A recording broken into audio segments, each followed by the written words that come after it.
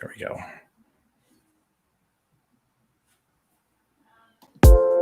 You know, we've talked a lot about this in between media this season. There's going to be curveballs coming your way. Hate's a strong word. I dislike Kirk Cousins more than probably any other quarterback. Because I get a little bit of that rookie-itis, you know? I would have said, I would love some of what you're smoking. Even though I strayed, I'm still stuck between an interpretation, what it all means. Can I make a difference or something different? My mind in prison, then I saw the vision. Played the field, it's no competition. Found success through the repetition. If it's impossible, stick to the mission. I'm just cruising through on my way to get it. I found myself somewhere in between. Yeah, I found myself somewhere in between. Found myself somewhere in between. Yeah, I found myself somewhere in between. The In Between Fantasy Football Podcast. So one thing that really sets us apart here is we're not afraid to talk about other things that maybe aren't super fantasy related. Do what you can to become a better person, to become a better human. All right. Welcome in, everyone. It's Wednesday, May 5th, 2021. Cinco de Mayo. The NFL draft has come and gone, but questions remain very in between amongst it all. Lucky for you, this is the In Between Fantasy Football Podcast. You can find our streams live every Wednesday night during the off season. You can find our audio version released on Apple, Spotify, wherever you guys get your podcasts. You know where to find us by now. I'm Seth Woolcock. You can find me on the bird at between_SethFF. I'm here with my usual accomplices, Nate Polvote. You can find him there as well at JaneTJackFF. And our boy Scott Rainier, always joining us as well from Seattle at Munder underscore, at no underscore on that, at Munder Zipwin FF. You guys couldn't have harder Twitter names for me, could you? No, well, my name in general is hard, so my Twitter name's way better. Do you think I should put an underscore in mine? Too late. Too deep into that. Too deep into that, Scott. Right. I appreciate you guys joining the show once again. It really has been a crazy offseason, and it just got crazier here in the last week. The NFL draft, quite a bit different than I was expecting it to play out. Guys, just general thoughts and feelings on the draft. Scott, why don't you go ahead and take this one to start?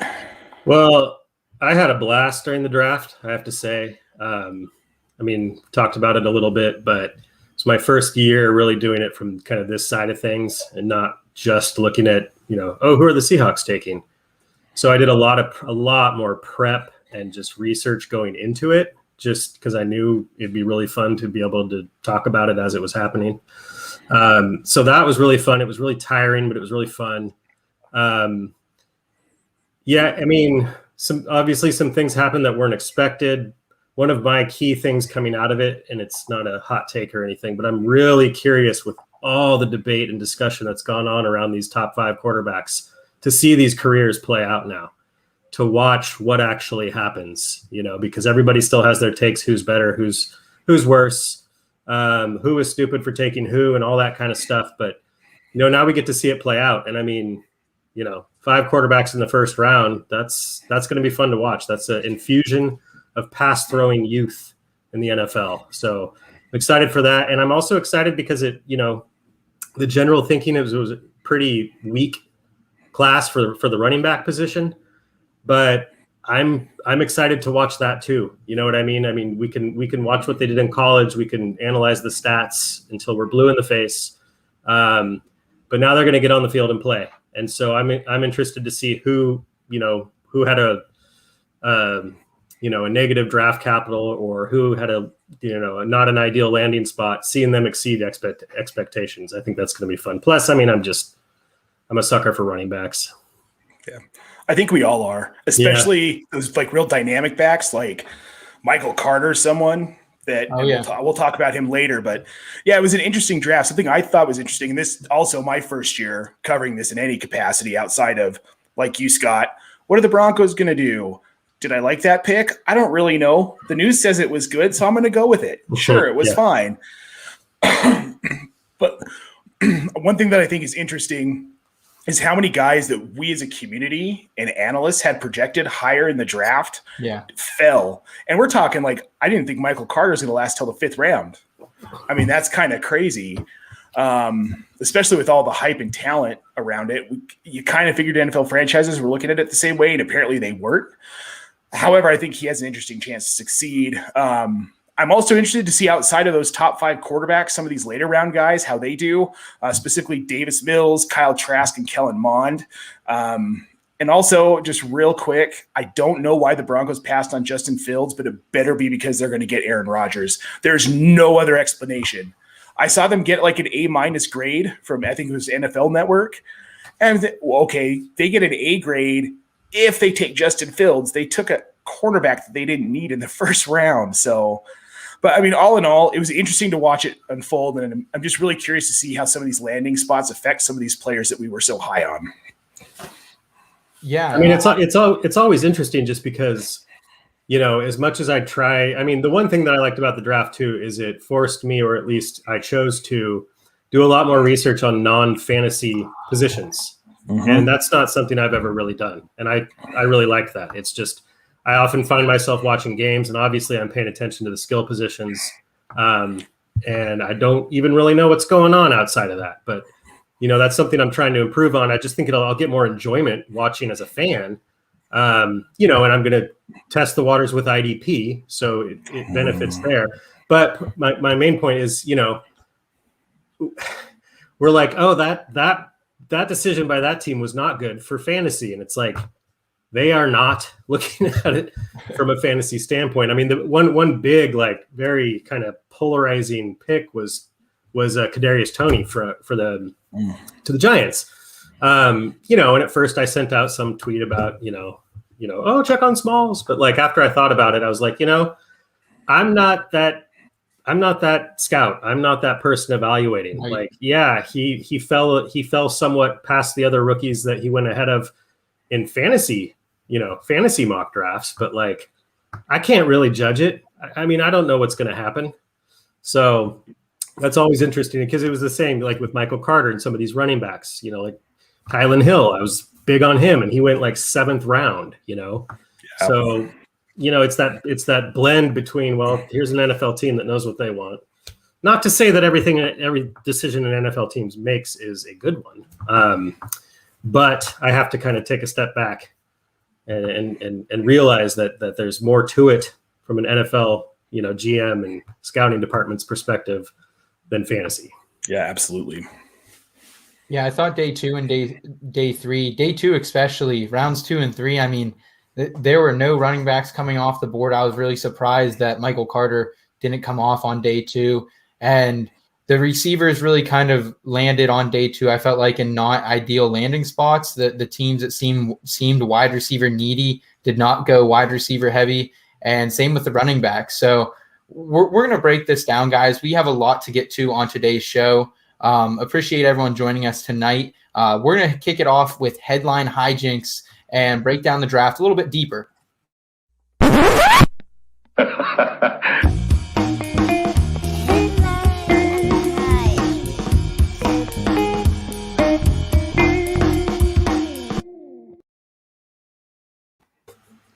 All right. For those new to the show, Headline Hijinks is our way of breaking down the recent NFL news and turning it into a fun fantasy headline. So, Nate, I want to start with you, man. Who was your team who you think actually got better overall, and you think it's going to lead to better fantasy production and them actually being possibly an elite team in the NFL in 2021? Okay, so my headline is Fly Falcons Fly, return to dominance in order for ATL. They actually, I don't think a lot of people realize how well they did in the draft. Obviously, Kyle Pitts, we know he's great, but they really bolstered their offensive line, which was a problem for Matt Ryan last year. I mean, he got sacked more than he would have liked, and he was under pressure a lot more often than I think he would have cared for. So they solved some issues there in the 2nd and 3rd rounds. They picked up Ricky Grant, who's a safety who should be an immediate starter. They added an edge rusher in Taquan Graham, who's going to bolster their defense. So if you play IDP, he's a guy you're probably looking for in rookie drafts. And then they picked up cornerback Darren Hall, who is kind of a shutdown corner who went in a later round. those are all great things that they did for themselves that is going to help the stock of guys like Julio Jones if he doesn't get traded, Calvin Ridley, Mike Davis, Matt Ryan, Kyle Pitts, Russell Gage. They made their offensive line better, and they made their defense better. Their defense can get that offense back on the field and keep the other team's offense off, which is especially going to be great for guys like Mike Davis because it looks like he's probably going to be the feature back in that offense. Surprisingly, against all odds, man. I know. I kind of figured when they signed him, he could be a playmaker this year, and a lot of people figured he'd ride the pine, but it looks like it's Mike Davis season once again in 2021. Yeah. Scott, what do you got? All right, so my headline hijinks is Fields of Dreams. 2017 seems like a long time ago. So now I'll preface this with I don't necessarily think this makes this team an elite NFL team as of yet. But from a fantasy standpoint, I think the move the Chicago Bears made to jump up and grab Justin Fields, once they saw, probably fell out of their chairs that the Broncos did not take Justin Fields. Yep. And I mean, honestly, they didn't give up. They gave up obviously a first rounder and a fourth rounder next year and their first rounder this year. And then I think another fifth rounder. But it's not a lot to trade up to who you think is going to be your franchise quarterback at number 11.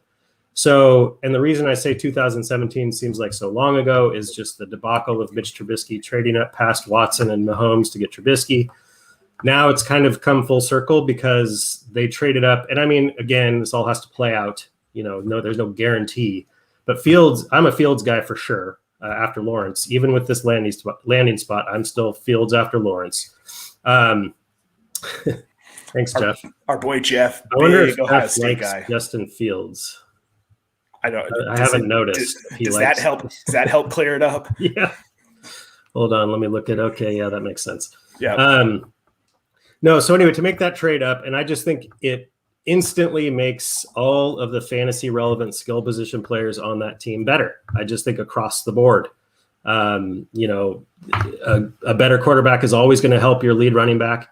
Tariq Cohen's coming back. I mean, obviously will cut into David Montgomery's usage a bit, but I still think that they're both going to be viable. And then Allen Robinson, props to Allen Robinson. I think I tweeted something out when they took Justin Fields, the gif from Old School when Will Ferrell says, "Let's go streaking." It's just like we've talked about it for years. Like, just get him a quarterback. Wide receiver, Fields is known as a mobile, accurate quarterback. So I mean, I'm excited for Allen Robinson. I'm excited for Darnell Mooney. I'm excited for Cole Kmet, of course. Of course. Unless I saw a rumor. Somebody posted something yesterday, and it was like, is somebody going to dash my Kmet hopes when the Bears trade for Zach Ertz? And I was like, oh, please no. Come on. No. Just give Kmet a shot. So, yeah, I just think across the board it makes that team better. And I'm just good for the Bears. I was interacting a little bit with Play to Win, who's a Bears fan. And he posted something about, kind of his evolution of emotion through the draft as everything played out. And, when they signed Dalton and all that kind of stuff. And he was like, when they made that trade, he still had to hold out hope that they weren't trading up there for Mac Jones. That would be such a Bears thing to do. That after Mitch Trubisky, but they traded up, they got their guy. And then, with their very next pick, they got Tevin Jenkins, who was a first round offensive lineman in the second round. Yep. And then their next pick, which wasn't until later, but was another offensive lineman. So, I mean, I think they're doing it right. And so, yeah, I think the addition of Fields in Chicago is great. You really think Cohen's going to be a factor?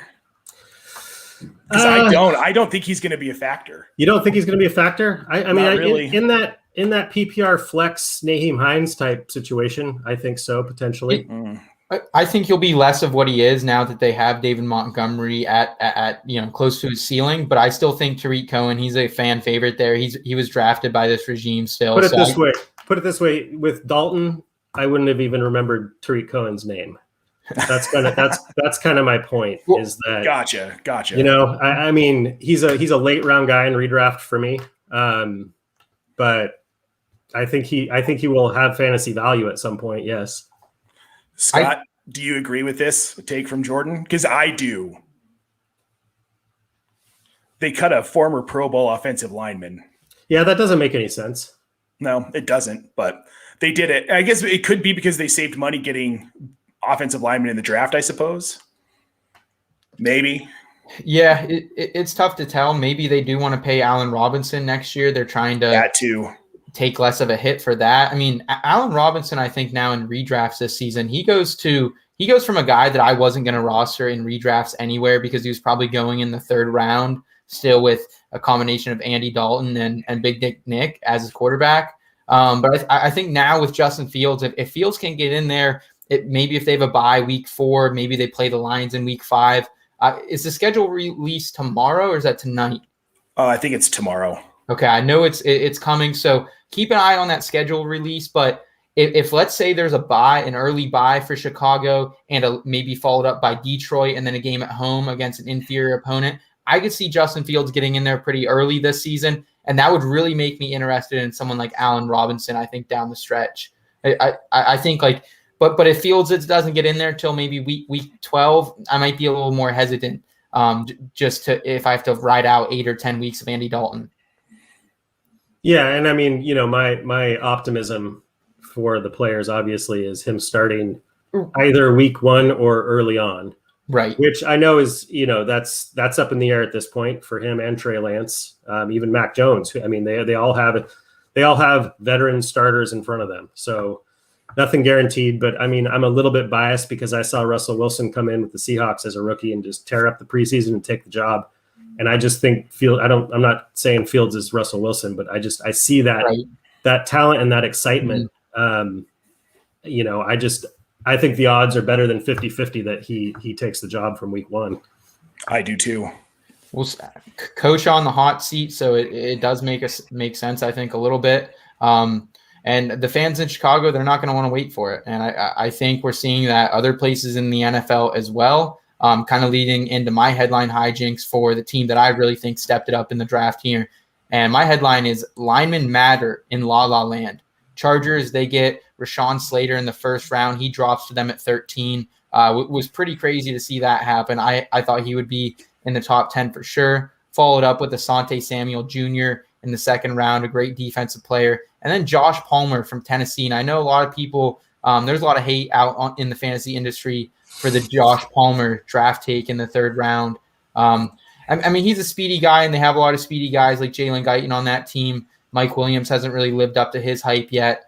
But I think Josh Palmer, I think he's a guy who might be underrated a little bit. He had really bad quarterback play at Tennessee. So I think give him a good quarterback in Justin Herbert. They grabbed another lineman in the 5th round who really could be a steal, Brendan James out of Nebraska. So I'm excited for him as well.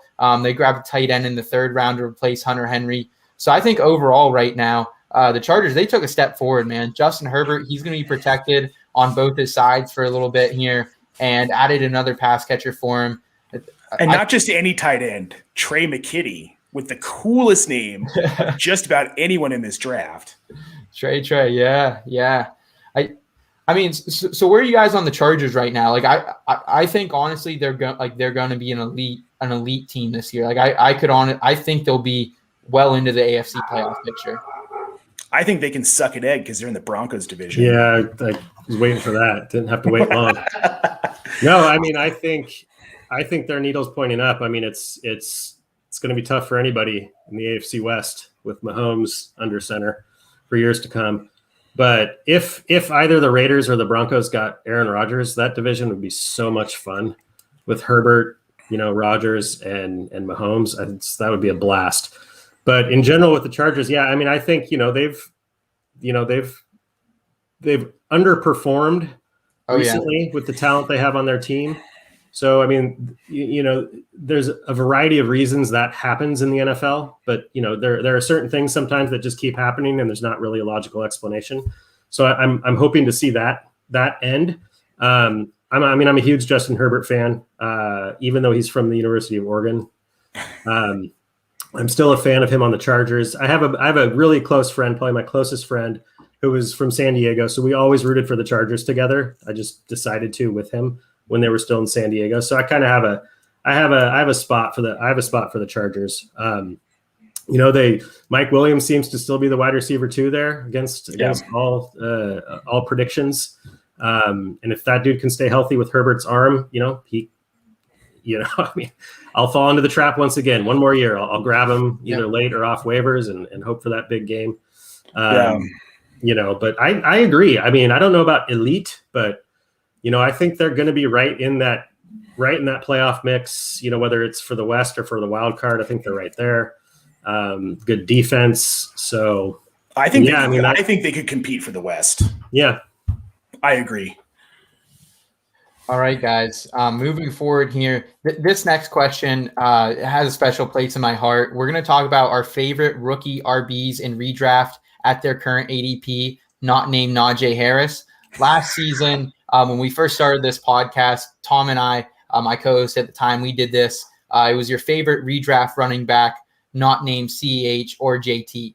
I went with DeAndre Swift. That's kind of where I started planting my flag in on him. So I'm excited to see who you guys have. Scott, starting with you, man, who's your favorite running back outside of Najee Harris to Pittsburgh? So to be exact, the question is at their current ADP. Yes. So I mean, my favorite running back outside of Najee Harris is Travis Etienne, but right. At their current ADP, and you took Carter, so I would just decided to go with somebody else. I'm going with Kenneth Gainwell, man. I'm like seemingly planting my flag with him. I wrote a little thing about him in the Mondays column I just put out. Draft capital, not necessarily what people were hoping for, potentially landing spot, not necessarily, at least on the surface, what people were hoping for. But as far as what type of player he is, and once all that dust settles from that, like, oh, wait, he's not going to be a 25 carry back in the league. Oh, no, he's not going to be any good. Like it's either that or nothing. I think it's actually a really good fit. And part of that's because of their new head coach, Sirianni from the Colts, who for the last 2 years has implemented more of a lead back with a dynamic pass catching back in Naheem Hines. In 2019 it was with Marlon Mack, in 2020 it was with Jonathan Taylor. Both ended up being viable fantasy options. And I see him taking that role without much competition in Philadelphia. I mean, he's got Boston Scott, I think, to compete with in that role, and not just your change of pace, not just your typical third down back or change of pace back. I think he and Miles Sanders are going to be on the field together more than people think. I've seen some people putting some stuff out there that he could line up in the slot, run some routes. I just think he's going to be, a rich man's Dwayne Eskridge, if you will. So I think they're going to find a way to get him on the field, not to the point where he's an RB1 or anything like that.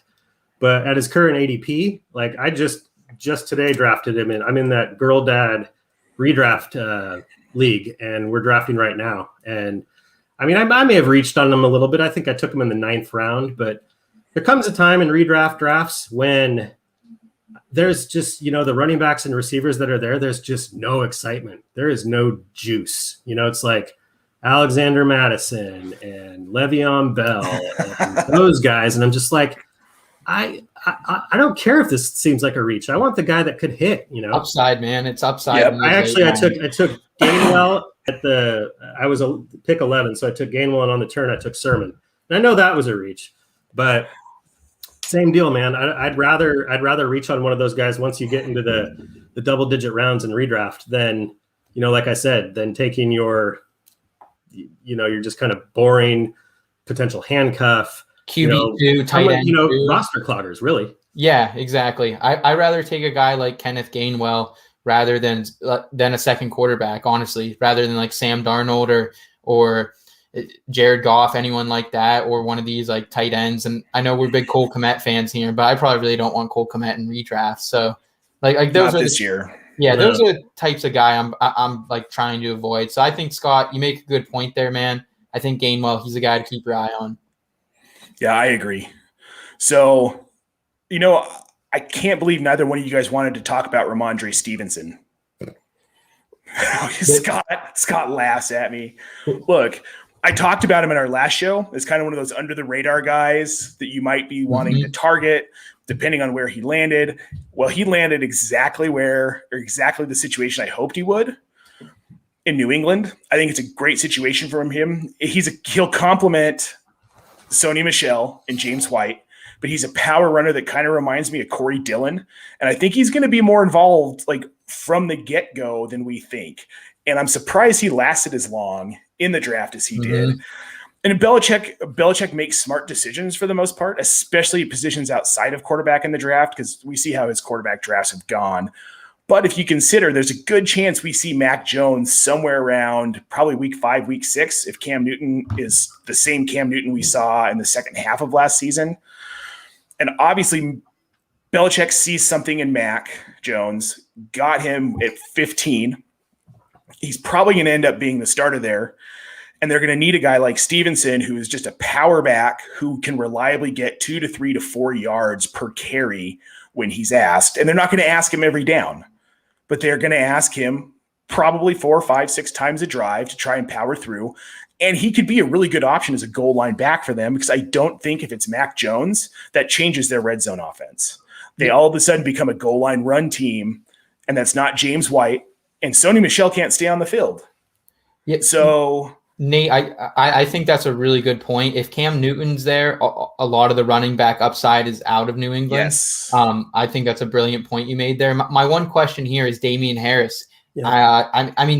I know he didn't look crazy last year, but he averaged over 5 yards per carry last season. Like Damian Harris was a good back. He didn't get a lot of receptions like we thought, but honestly, he was one of the guys I planted my flag on early in the offseason, kind of got banged up at the end of the offseason and came into camp late and just really never recovered from there fully. But, I mean, Scott, where are you at? Where would you take Harris and or Stevenson in a redraft right now, 12 team?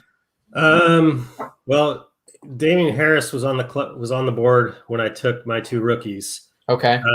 He was a guy. The other thing I do when I get to that point in the draft is I look, like, especially with Damian Harris, it's somebody who potentially could get more of a starter's workload than anybody else that's sitting there at that time. Your Mark Ingrams and your, Darrell Henderson. Sorry, I'm just going down the list of the people that are in my draft queue. But my problem, I like Stevenson. I like Stevenson, the player.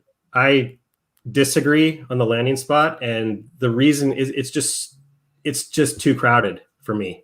I mean, he could take over, more of a role, but I mean, they have a not pass catching bruiser in Damian Harris.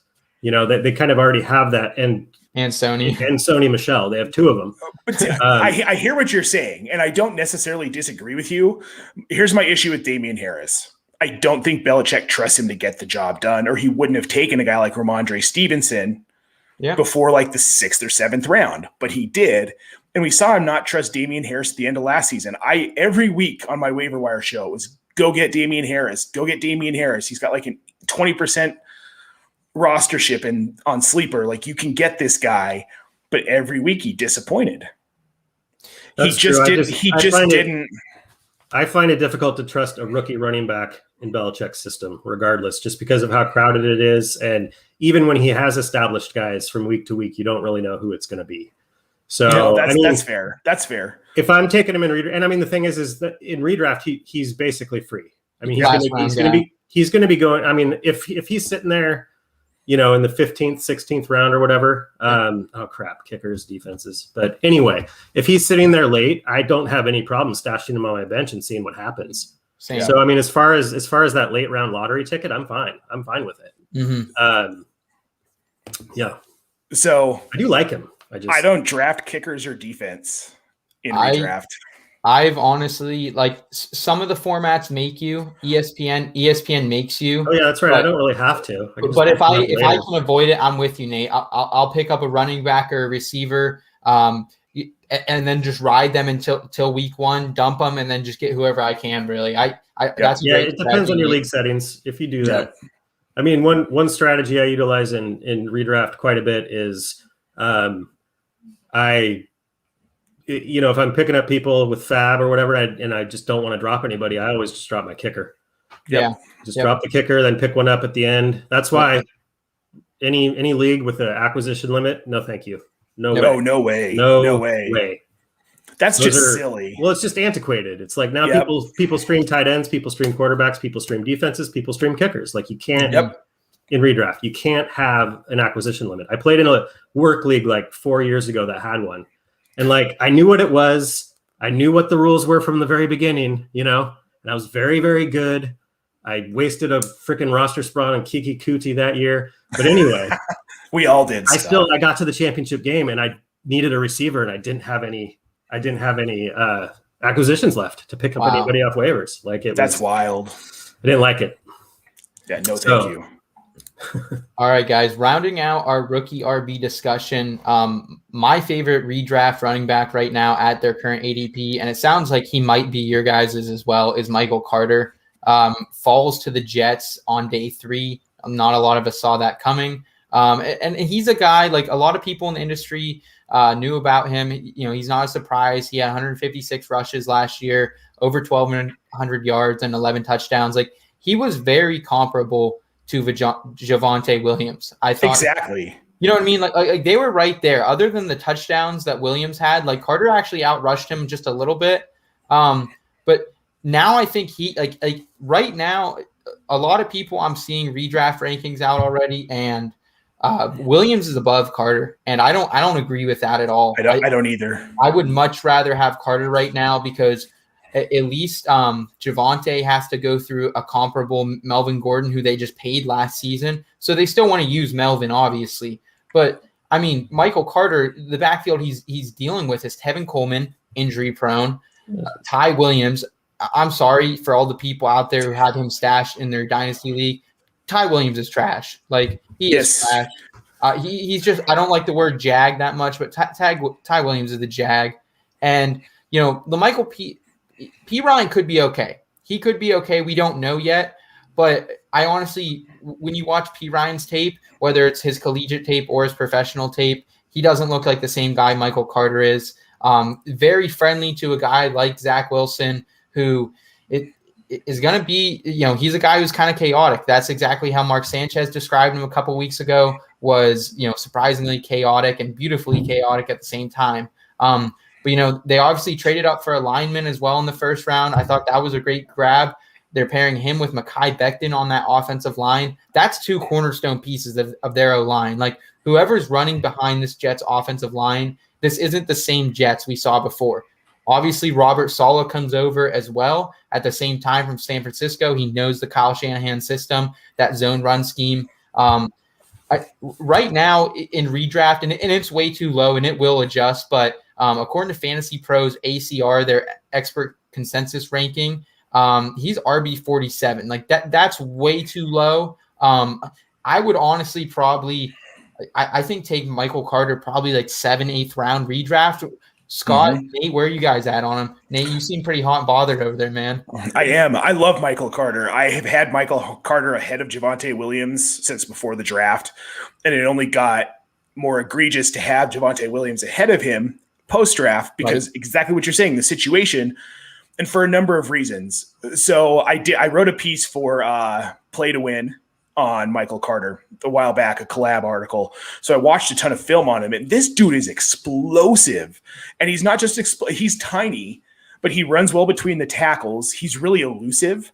And when you bolster your offensive line and you've got a little guy like a Barry Sanders sized guy that can sneak through some of those holes, get through that A gap quicker than Perrine can, and he's hard to see. And I think people don't factor that in enough. When you've got a smaller back that's powerful, they're hard to see coming off that line. So they get lost. You've got linebackers looking for where he's going to hit the gap, but this guy's so tiny, they can't see him. So they're covering the B gap, and he comes popping out of an A gap. Plus, his pass catching ability, and especially on the sidelines, this dude can create separation on a linebacker. No problem. It's not even an issue. But then you put the ball near him, and he comes down with it. And having that kind of asset for a guy like Zach Wilson, who is beautifully chaotic, is a huge deal because he gives him outs in places where Perrine won't give him outs. And he opens up that run game tremendously for the Jets. And people need to remember, this isn't the same Jets team as last season. They've got a new quarterback, a new coaching staff. They're adding parts and pieces. They added Corey Davis. Don't forget about adding Corey Davis. Like, they're making moves to be a better team. This offense is going to be markedly better than it was last season. But Nate, you forgot all about Tevin Coleman. I know. intentionally. That's a joke. Right. So I mean, I can tell you, and I mean this league I'm in that's drafting. You know, I have a board right in front of me. It's a bunch of really good, fantasy players. Javonte Williams went at 404. Oh, no way. And Carter went at 909. Oh, see that's why, like, I honestly think, guys, he's going to be someone that we as a collective here in Between Media plant our flag in, and it's because of that discount right there. Like, I can't play. I can't play that Williams game. I can't draft him in the 4th round. Scott, where did Travis Etienne go on that? Curiously, one pick after Javonte Williams at 405. That doesn't make sense to me. That's still a little too early for Travis Etienne. I think down the stretch, like, he's a guy I kind of see similar to like I think he'll have a season maybe kind of like DeAndre Swift's last season, start off a little slower and then slowly pick up steam as they go. Maybe become the number 1 guy after their bye, but that's not something I'm looking to pay a 4th round price tag on. Absolutely not. Michael Carter, though, who again, Tevin Coleman, that's the guy right now there. And he hasn't had a good season, I think, since about 2018. So I'm in on Michael Carter, guys, and I don't think it's necessarily close. Yeah, it's not at all. Yeah, I mean, I've been a big Carter fan. I'm fine if IBT wants to plant the Michael Carter flag, let's do it. Just make sure it's the right Michael Carter. It's not the second. It's the first. So this is kind of funny, just real quick. So the difference between redraft and dynasty. I'm in a dynasty rookie draft right now. Michael Carter was the 112. Wow. 1 QB? Super flex. Oh, wait. Oh, rookie draft, right? Rookie draft, but still. Okay, I was still. So right. So he's going ahead of Sermon, Chuba. He was the 3rd running back off the board. That feels that. I mean, yeah. That value makes sense to me for him. Yeah, absolutely. Let's continue down the board here, guys. Who is the biggest veteran? Who is the biggest veteran player that's going to benefit from this draft? We talked about it going into the NFL draft. We actually, a couple of guys we talked about, we labeled them as draft dodgers, players who had a lot to lose from this draft. And Scott, I know you've had your eye on this guy really since last redraft season, and it seems like he made out pretty well in this draft, I'd say. Yeah, so I went with Chase Edmonds, and I'm cheating a little bit, and I put a little / with James Conner, just because somebody is going to emerge from that little platoon as the more fantasy relevant and fantasy valuable running back. My personal opinion is it's going to be Chase Edmonds, but the Cardinals not taking one of the top level rookie running backs, I think, we can debate how good either of them will be in that role, but that's a separate conversation. To me, it's just the fact that now one of them will be in that role. It very well could be a situation where Edmonds retains his role that he's excelled in, and James Conner takes over where Kenyon Drake was. Sure, maybe, but James Conner can't stay healthy and wasn't really that great last year. So, I think Edmonds has a chance here. I know there's a lot of mixed feelings on whether he's good enough, and it would have happened by now if it was going to, and that very well may be true. But right now I'm talking about opportunity, and that opportunity is there based on the fact that the Cardinals did not go with a running back. I thought they were going to. Me too. But they did not. At this point, those are the 2 guys. And I can't call them anything but a winner because of that. Scott, where and Nate, weigh in on this too. Where are you taking both those guys in redrafts right now? I'm probably they're not somebody I'm reaching for. They're not really on my board at this point. If they're still around in like 12th round, 13th round, and I need a running back, 14th round, maybe. I'm probably going a little earlier than that. It was the same thing I talked about earlier, where I might lean more towards a Damian Harris when he's sitting in there next to like a Madison or an Ingram. It's like, that there's a chance that Damian Harris is the lead guy for the New England, and I just think there's more of a chance for more touches basically with these 2. So, I'm probably closer to 9th-ish round. It's just once you get to that point in a redraft when it's just like the running back pickings are just slim. Yep. You got your McKissicks and Hines that you can go with, and that's fine, especially in PPR. But your guys that you're really any shred of confidence that they're going to get, weekly consistent touches. That's if one of those guys is sitting there, then that's when I'm going to grab them. Scott, I'm with you there, man. I think Chase Edmonds, he's a guy that if he's hanging around in the 9th or 10th round, specifically Edmonds because of the PPR upside, I think he's going to present. And I think he'll get on the field more with Connor versus when he had Drake back there with him, a more talented, more explosive back at this point in his career. I think Chase Edmonds is a guy I would be willing to take around that 9th, 10th round. And I think he could pay dividends. Like he could be a guy who is a top 25 back this year and you get, in the double-digit rounds. I mean, he was close to a top 25 back. Yeah, I think years in PPR, just in his current role. I mean, let me be clear. I don't think either of these guys is going to be like 25 touches a game guy. That's not what I see. I see it probably somewhat close to an even split. But I think Edmonds at somewhat close to an even split with what he has shown, in that role. I agree. I think he can flirt with the RB2. The RB2 world. Yep, I agree. And Nate, you want to go ahead and who is your biggest winner for a veteran player coming out of the draft? I can't tell if he's messing with us or I think he's frozen. Wait. All right, I'll go ahead while we wait for Nate to regroup here with my biggest veteran winner from draft weekend, and that's going to be a guy who. It's no shocker. I've been talking about him since literally week 1 of last year, and that's Myles Gaskin. Scott, you and I know you're a big Washington State guy. You're a big Washington guy.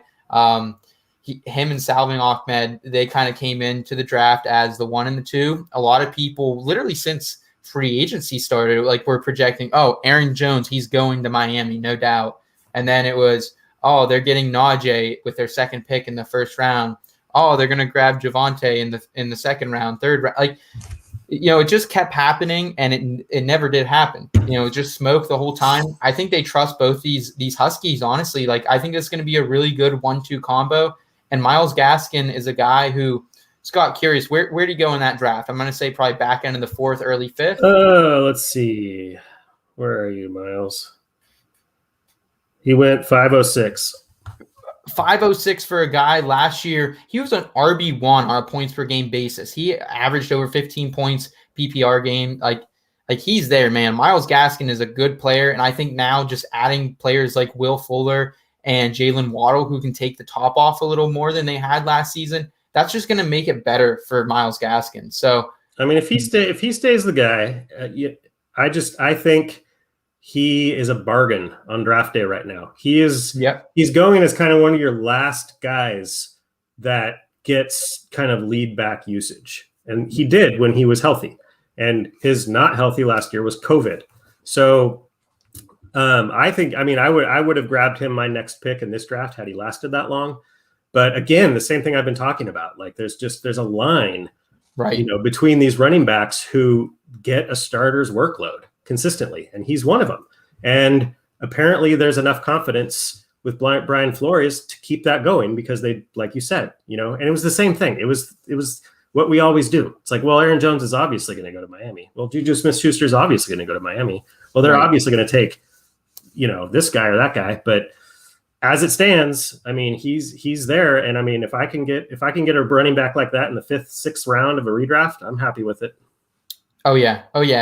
And along the lines too, I know Nate's biggest winner as well was Mike Davis, and that's no surprise. Mike Davis is a guy a couple weeks ago, probably about I want to say 3 weeks to 4 weeks ago, we did a redraft mock. Scott, you and I and a couple other people from the industry, and I got Mike Davis in the 10th round, which I thought was a steal then. Obviously that redraft ADP is going to be inflated now, probably looking at maybe a 6th round pick for Mike Davis, but I think that's still a lot of value for a guy who was arguably an RB1, for the better part of last season. Yeah, I mean, as it stands right now, I agree. I don't really know what else is going to happen between now and week 1, but I mean, he's a running back that's going to get a lot of use. It's the value of that to me surpasses the looking at his metrics and that he's not fast or he's not this or he's not. I don't really care if he's getting carries. I mean, especially for the Falcons. So yeah, I think he's another one. Like, I'm not reaching on him, but depending on where his ADP's at, come redraft season, could be a bargain, just like Myles Gaskin, a guy that you get, later than most of your RB1s and RB2s, but that can potentially be an RB2 on a weekly basis, just based on the opportunity he's going to get.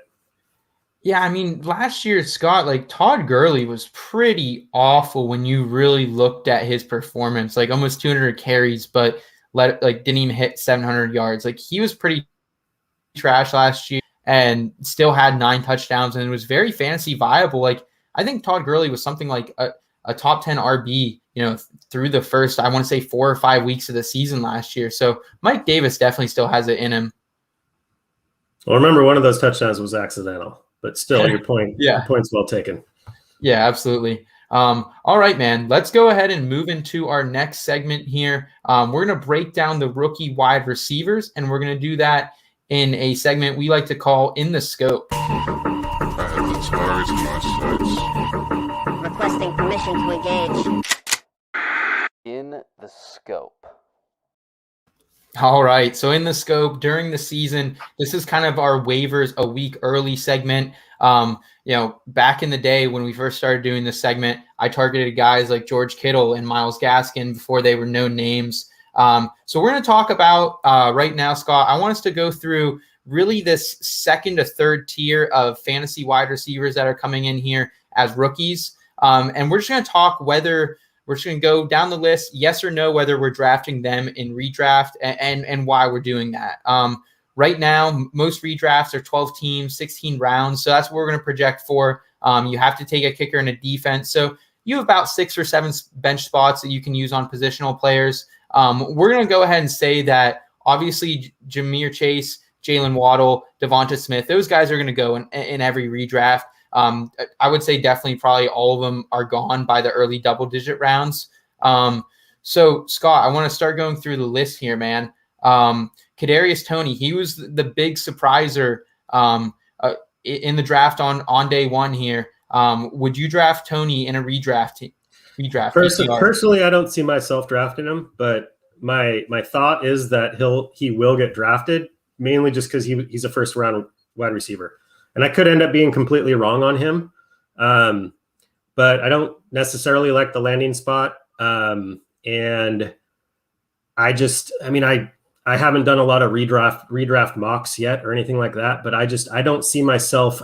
There's just going to be other people I'm going to want as you get into those later rounds where I'm not going to pull the trigger on him. Yeah, absolutely. Nate, just joining back with us here. Do you think you're going to grab either Kadarius Toney, Rashad Bateman? I don't want to say he was a first round surprise because we all knew he was probably a first round talent. But obviously the Ravens, the big argument against Rashad Bateman is that passing pie is smaller than a lot of teams. So would you take either one of those guys in the first round or in your redrafts? Rashad Bateman, yes, I would. Kadarius Toney, probably not. I wasn't really hot on him coming into the draft. There's been some character issue stuff that I didn't care for. And I tend to stay away from guys like that just simply because, like, if they're a powder keg, I don't want them taking up a roster spot and then doing something stupid and getting suspended like week 3 because they can't maintain control of themselves on or off the field. But Bateman, I love. I think Bateman's a lot better than people are giving him credit for, and I'm pretty high on him. Yeah, I agree. I'll definitely be drafting Rashad Bateman. I already have, so. I think the interesting thing, the counterpoint is if Rashad Bateman is the talent that everyone thinks he is, maybe he elevates Lamar Jackson. You know what I mean? Maybe it's kind of like a situation, obviously not the same caliber player, but Stephon Diggs goes to Buffalo. Josh Allen takes that step forward in his passing progressions and his game as a whole. So maybe Rashad Bateman can kind of help that out. Maybe it can kind of help Hollywood Brown not have to be the only guy out there capable of catching a ball. So that's something people are overlooking. What the Ravens did in the draft is they bolstered their passing attack to get Lamar Jackson throwing the ball more often and got him better reliable targets. So anybody who thinks that Rashad Bateman isn't going to get probably 115 to 120 targets is crazy. Yeah, and I mean, I'll be the first to admit, like, I think coming into this offseason, watching this past season, I not fell victim, but I succumbed somewhat to that kind of groupthink that it's just like, well, everybody's saying Lamar Jackson isn't a good passer. He only runs it. So that must be true. But honestly, in the last couple weeks, there's been people that have been putting out, whether it's kind of deep dive statistics or just more general things about Lamar Jackson. He's a better passer than people are making him out to be. And so I think, I'm not saying that he's going to all of a sudden go to like the most pass attempts in the league and that Bateman's going to be wide receiver 1, but I don't see, if we were talking about a different receiver, like somebody that I had lower than Bateman, then I might be a little concerned about the landing spot, but the landing spot in this case isn't enough for me to pull off of it. I mean, there probably were a few better landing spots, but you could say that about pretty much anybody that got drafted. Yeah, there's probably somewhere better they could have gone. Michael Carter for one. So although Michael Carter doesn't really have an established starter in front of him, which is why I like it. But yeah, I mean, I'm excited to see what Lamar Jackson does this year. Me too. I mean, I don't know why. I mean, he had an off year last year, I guess, compared to his MVP season, but like, I don't get all the knocks on him. It's just like, in some cases I saw it maneuvered just to like, well, he hasn't won a Super Bowl. It's like, oh, are we going there? Is that where we're going? Like, it's the ring that's the deciding factor in all this. It's like, dude won an MVP as a rookie. So, yeah, I mean, I think, again, a little bit of a tangent, but I'm definitely drafting him. I don't exactly know where yet. I have a feeling in this draft I'm in right now, which is getting into the 11th, 12th round. I think he's probably going to go pretty quick. Yeah, we'll see what happens with Rashad Bateman and Kadarius Toney there. Moving down our list here, there was a slew of guys going in the second round who really do have some fantasy potential here. Starting with Elijah Moore, he goes to the New York Jets. Rondale Moore, he'll join Kyler Murray there in Arizona. And Dwayne Eskridge, surprise there in Seattle. I'll start with this one as far as whether or not I'm drafting any of these three. When it comes to redrafts, Elijah Moore, I'm going to sit and wait on that one. I don't need any more Jets players on my roster. But Rondale Moore, he's a guy that I think Rondale Moore is creeping up to being one of my top redraft wide receivers this season. It's kind of like Justin Jefferson last season.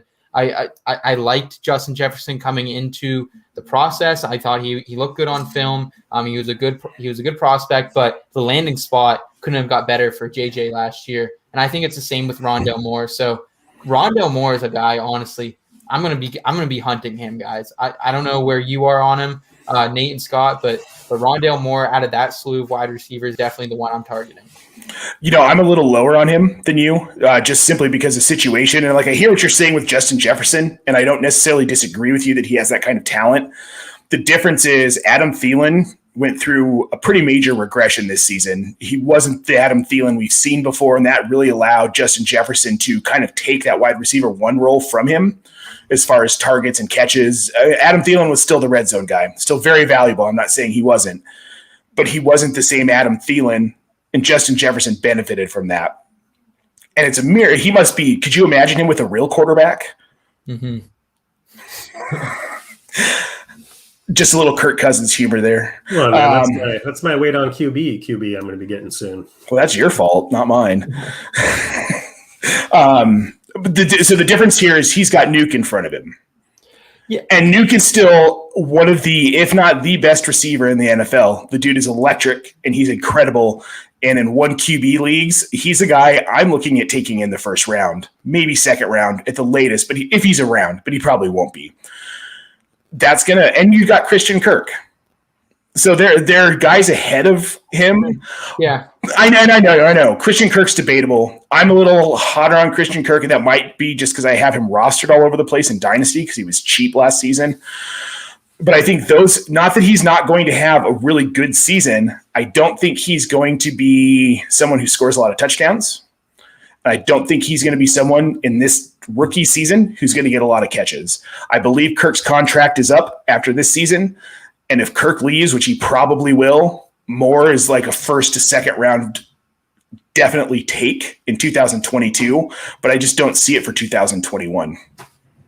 I view Rondo Moore and honestly Dwayne Eskridge somewhat similarly. I mean, Rondale Moore is better, but as far as where they went and what I predict their role is going to be, so because I agree. I mean, no one's dethroning D-Hop. That's not happening. But that's not where Rondale Moore plays.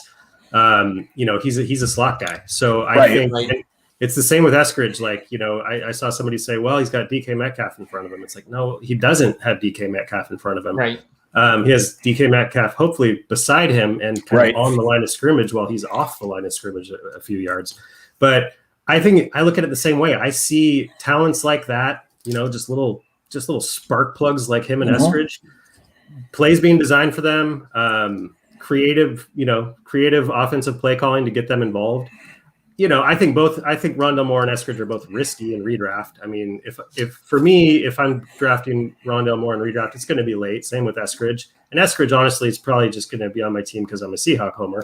And why not take him in the 14th or 15th round and see what happens? But it's hard to project those types of things, though. You know what I mean? Like, it's hard to, like with Bateman, from this list we have in front of us, he's my number one. He's the guy I'm drafting first. The talent, and I mean, I think he's at worst the wide receiver 2 from day one on that team. So I mean, I'm taking him. So I mean, it's just a little bit more predictable, that role. Mm-hmm. But I can't imagine that there won't be creative ways to get the ball into the hands of Rondale Moore on that team. And that's fair. I mean, it is Cliff Kingsbury. Yeah. Yeah, I think that's what both these teams were missing a little bit, was a slot guy. Like, D-Hop is great down the field, and so is Lock-in and DK. But I think Eskridge, he'll play in those intermediate to short routes, and I think Rondale Moore is going to be the same thing, especially for Kyler Murray, guy who likes to get outside the pocket. I think there's a lot of potential there. You should check out – so Kyle Yates put out a thread on Dwayne Eskridge. I've read that earlier. Did you see that? It's really good. And it is really good. I hope as a Seahawks fan. Yes, and absolutely. I agree. Get a threat out there in the flat, out there in the middle, shallow, where everybody isn't always predicting that you're just going to go deep to Metcalf every time. So, all right. So, gentlemen, let's run through this next tier of guys. Let's just try to do rapid fire here. Yes or no. Whether you're 12-team redraft, 16 round, are you drafting these wide receiver rookies? Start with Terrace Marshall. Go around the room. Yes or no? You're on mute, Nate. Although we got your answer. Yeah, no. I'm probably not taking him in redraft now. Yeah, probably not a redraft one. I love Terry. You guys know I love him as a talent, but a lot of competition there. Sucks for Robbie Anderson too. He was a sleeper. I was really liking. Moving down, Josh Palmer. Would you guys be into Josh Palmer at all? Nope. We're going to talk about it in a minute, guys, but I would throw darts at these guys in like some deeper redrafts. We're going to be doing a 16-team office league. I want them there. Especially, I think Palmer's a guy in like Scott Fishbowl specifically I might be targeting. But we'll talk more about that later. I feel like some of these, I agree, they're dart throws, and I'm not going to be upset. Like that, I tend to do that at the end of a redraft, is pick up guys like this. But I think also with some of these guys, they're guys that aren't going to light it up week one. And so they're probably going to be sitting there on waivers early in the season too. So I'm not necessarily scrambling to get them either. Yeah. Right. Dynamic Brown to Washington. That was a fun pick, I thought. I do like Dynamic Brown. And Washington isn't the worst landing spot in the world, but it's kind of the same with Terrace Marshall. He's got two established people in front of him. Agreed. Yeah, I agree. And I think he's a guy who year 2, year 3, maybe we see him kind of take off in that offense once they have their quarterback. But for now, I mean, he's a guy like if he does take off, Scott, like you were saying, he's one of those guys you can get him on waivers. Yeah. It's going to be fun though, because one or two of these guys is going to pop off. Yes, and you know it. Yep. Watch all of them pop off. We're like, well, what do we know?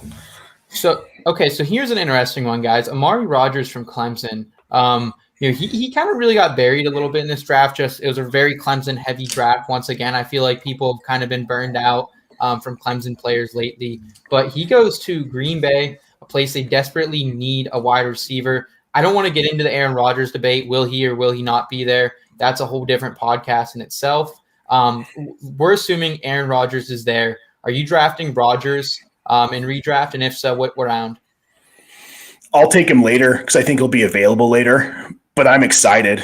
I mean, obviously, Seth, we know how much you love Marquez Valdez-Scantling. And he's a better receiver than I think even Allen Lazard. Honestly, I think that he has the capability to be the wide receiver 2 in that offense, regardless of who's quarterback. I actually might like him more if it's Jordan Love over Aaron Rodgers. Yeah, I don't think I'm probably not touching Amari Rogers at this point. I mean, it's the same. It's all these guys are like, yeah, pick your dart in redraft. Yeah, I would throw him out. I mean, I would probably grab him in like the last round or two if he's there. If I'm short on wide receiver depth, he's a guy I would be looking for. Last two here, Nico Collins out of Michigan. I really like Nico as a prospect. Unfortunately, he lands at Houston, and then Anthony Schwartz goes to a crowded wide receiver room in Cleveland. Either of these guys appetize you in redraft this year? Not really. I added one to the list. I don't know if I did, but we've got Amon-Ra St. Brown. We should probably have. Oh, I didn't even. Yeah. Yep. I would. He's probably right there with Amari Rogers for me. Honestly, I mean, he's a little. I mean, to me, again, this is like we'll see what I personally do, but I do think he will be drafted just because his landing spot is full of potential. Mm-hmm. I'm not necessarily the highest on him as a talent, but he's going to have the opportunity. Right. What he does with it, we'll see. But I mean, we're talking guys that haven't played an NFL snap yet. So he's going to Detroit. I mean, they don't really have. I mean, Rashad Perryman. Okay. I mean, they got Hawkinson and Swift to catch the ball, but I mean, he has the opportunity to take that job. So, So I'm a little higher on him than the last bit of players we've been going through. All right, guys. Well, that was in the scope. We talked about rookie wide receivers. It seems like a lot of these guys are wait and sees, grab them off the waiver wire post week 1. But time will tell. We'll see what camp brings us. To round out the show, guys, we're going to bring back weekly advice. And we're going to talk about something really interesting happening in the fantasy football industry and community right now. And that's the Scott Fishbowl. So stay with us. We'll be right back with some weekly advice.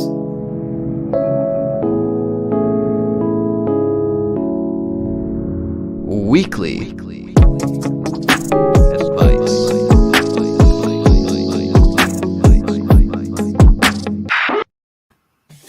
All right. Wrapping things up today, guys, I want to talk about the Scott Fishbowl.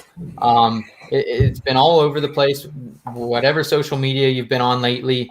Invites have gone out for SFB 11. Those of you who do not know what Scott Fishbowl is, it's technically the biggest fantasy football league in the world, ran by Scott Fish, who is just a legend in this community, been on Sirius forever, over there on League Safe, and always just promoting positivity. And this whole event is for Fantasy Cares, which is his organization that every year they donate toys to kids for Christmas. So it's awesome to be a part of this once again. Scott, Nate, I know this is your guys' first time in the Fishbowl, so do you have any initial thoughts on it? I peed my pants a little bit when I got the early invite. I'll tell you that. So I kind of got into this community in as you know, Seth, when I met you, end of June, beginning of July last year when the drafts were all starting. Mm-hmm. And I remember seeing these tweets, I don't remember who it was, but somebody was like, hey, at Adam Rank, you've been on the clock for 13 hours. Could you please make a pick? I'm like, who the hell are these people in a league with Adam Rank? And how do I get into this? And what is this? What does this SFBX thing mean? I'm so confused. I had no idea. And then as I started to watch it progress, I was like, oh. I saw James Rode Rodriguez tweet about being in Scott Fishbowl. I was like, okay, I need to be in this because this sounds amazing. And then just as the season progressed and we saw all the cool things that were going on with it, and I got to know you, Seth, who was in Scott Fishbowl, I was like, this is such a cool thing. And it's not just because you have an opportunity where you could be in a league with Phil Yates or Matthew Berry, Stephen Mills from REM plays Scott Fishbowl every year. I don't think it's Stephen. Brian Mills maybe. But like these big names that covet getting into this tournament, and now here we are in it. And like, but also the Toys for Tots and the charity aspect of it, and how he gets people more involved in actively thinking about doing things that are charitable. It's just such an incredible, incredible thing. And I mean, Jen got in, I got in. Husband and wife team in Scott Fishbowl, pretty cool. I'm pretty stoked. Yeah, I agree. It's one of my favorite things in the industry right now is the Scott Fishbowl League. And I've never been in it.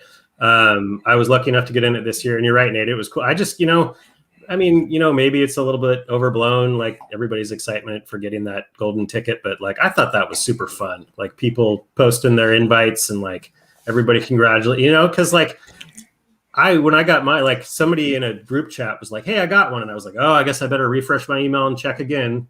And I checked and it appeared. And I was just like, oh, and like, whatever. That's genuine excitement I got to feel. I'm not going to complain about that. But I think, and I mean, the charity aspect of it, and it's been really cool to see Scott. He's been going on some podcasts with some of our friends lately, kind of telling the story and like how that whole thing started it started from just nothing. And now it is what it is. And it's amazing. And Toys for Tots, I mean, the whole, him and Ryan McNeil, like all of it is just, it's fantastic. So I'm honored to be a part of it. Did anybody get any of the invites they gave out on the Petite Pod today? A lot of people trying to figure out what they're supposed to do. Absolutely. Shout out to our buddy Cooter Doodle over there. Hosted Ryan McDowell and Scott on that. Always a good time. Right now from In Between Media, we're very blessed to have 5 of us in the Scott Fishbowl. You 3, or us 3, and then Nate's wife Jen, my girlfriend Katie will be playing as well. So definitely a family affair over here at In Between Media. And just wanted to give a quick shout out to Scott before we break down this with analysis. Everything you do in the industry, I mean, a commissioner in any league, no matter what league, is a very thankless job. But being a commissioner for 1,400 people plus is the most thankless job there is. So thank you, Scott, for continuing to do this. It's a great networking opportunity. It's a great opportunity to help other charities. And the one thing I think he really says is, there is no entry fee for Scott Fishbowl, but if you can either make a donation somewhere or better, take part of your league's entry fee and put that towards a charity, it's a great thing to do. In our first year of the Penn All-Star League, my former college newspaper, we put $5 from everyone's buy-in, put that towards charity, ended up donating it to the winner's charity of choice. It went to Lancaster County Food Hub this year. So, but it's a great thing to do, guys. And so if I can say one thing, I would just encourage you guys to do that. What is, 20% or 10% of your league winnings? It's really not that much, and it can go to a much better cause than something that we're probably going to put right back into some sort of DFS or daily gambling, anything like that. So right, absolutely. So kind of looking at the scoring, guys, a little bit, and we'll definitely have more episodes and talk more about this for our listeners who are interested. Basically, the rosters, it's a super flex league, but the quarterback scoring is a lot different. You get points for being more accurate. Interceptions really burn you. So a couple years ago, Jameis Winston, he was the QB4 in most redrafts. In Scott Fishbowl, turns around, I think he was something like QB 24, 25. Last year as well, quarterbacks who got sacked, they lost a point as well. So like there were times I was playing against guys like Baker Mayfield and Carson Wentz, Daniel Jones, who were getting negative points. Like it is very plausible to get negative points from your quarterback in Scott Fishbowl. Yeah, not drafting Russell Wilson if that's the case. Didn't you get negative 20 or something out of Kirk Cousins one week? Was that you or was that somebody else? Yeah, that wasn't me. I never went, but like it did make players like Kirk Cousins and Jimmy Garoppolo, Derek Carr, and Drew Brees, people who are really accurate with the ball normally, it made them a lot more valuable. So it's super flex, 3 wide receiver, 2 RB, 3 flex, some new roles coming into 2021. There is a 3rd round reversal now, so that changes kind of everything because you do get a hand in selecting your draft spot. So it's going to play into the strategy there a little bit, and you can flex kickers now. Kickers have never been a part of the Scott Fishbowl as long as I've been playing, at least. So now you can flex kickers, so that will change things up a little bit. Do you guys have any initial thoughts on any strategies you're thinking about? I know this is your first time, but I think out loud here. Well, I want to know if Nate's hatred for Kirk Cousins is strictly based on Scott Fishbowl scoring. No, sounds like no. I've disliked Kirk Cousins since he was with the Redskins or the Washington football team. I don't know. I didn't like him from the time he was a rookie. Okay. I honestly don't, I just recently looked up what third round reversal even means. So I'm still at the beginnings of figuring out my strategy for this thing. But I love the aspect of the goofy scoring because I've been playing basically the same scoring settings for years and years and years with a few adjustments here and there. Right. And I just think it makes it fun. So yeah. More to come. Yeah. I'm just excited to find out and kind of get into the draft, and I think I'll figure out my strategy once I get in there. Yeah. I mean, a couple advice to you guys as first-time players and advice to other people playing in this year. Definitely do some mocks. There's a couple tools out there that can really help you gauge ADP in the Scott Fishbowl. It's kind of all over the place, but there will be some tools out that you can use, and do a couple mocks with other people in the industry. There's some great group chats you can get involved with as well. And my biggest thing would be creative and unique with your strategies. Katie and I were joking about it earlier and talking about her maybe going all in on kickers, grabbing Rodrigo and Koo and Justin Tucker and just flexing them all. And Evan McPherson. Yeah. So I think, that's my advice is obviously don't go all kicker, but like get unique with it. Last year, my big thing is I try to go 2 tight end heavy. It's a very tight end premium league. And I was noticing that the top tight ends actually are almost more valuable in this format than the wide receiver ones. So I was targeting guys like Zach Ertz, which was a disappointment and a mistake. I actually took Zach Ertz in the 3rd round over Aaron Jones. That's how hyped I was on him. But I tried to go double down on tight end. I got Darren Waller then in the 5th. Really wanted that tight end heavy, and that worked out favorably. I really punted wide receivers last year. My first pick at wide receiver was Michael Gallup, and I think in about the 8th round. Oh, and no. 1 pick after Stephon Diggs went. No. Wide receiver. 2 picks after DK too. So I punt. I think you can get wide receiver value in this league.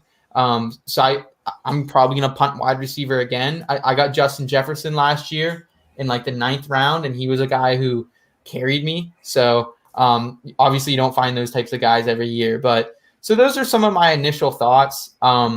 Overall though, I would just say, let's just have fun. Honestly, it's such a cool experience that we get to be a part of. Let's continue to try to find new ways to get involved with nonprofit organizations and those charitable organizations out there and just have fun with it, man. I'm excited. I can't stop myself from talking about it. We're going to have a panel here in a couple of weeks. So I'll shut up about it now, but I'm definitely looking forward to it. And if you guys have no other advice for us here, Scott, I know you had something you wanted to touch on. Give us a little feel good to get us through the rest of our week, man. Sure. Yeah, I'm gonna take us out with a few feel good things, life things, and a few shout outs, and even hey, follow these people. So the first, just some things that stood out to me this week on Twitter.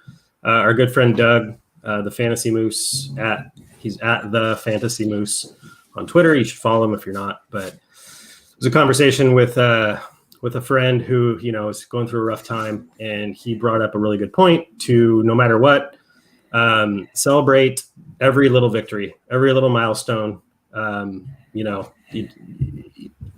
Every day has some sort of little victory and milestone. And if we wait around for the big giant ones, then it's just going to lead to disappointment. So that stuck with me. I think that's a really good thing to focus on, just kind of more of that focusing on the day type of thing.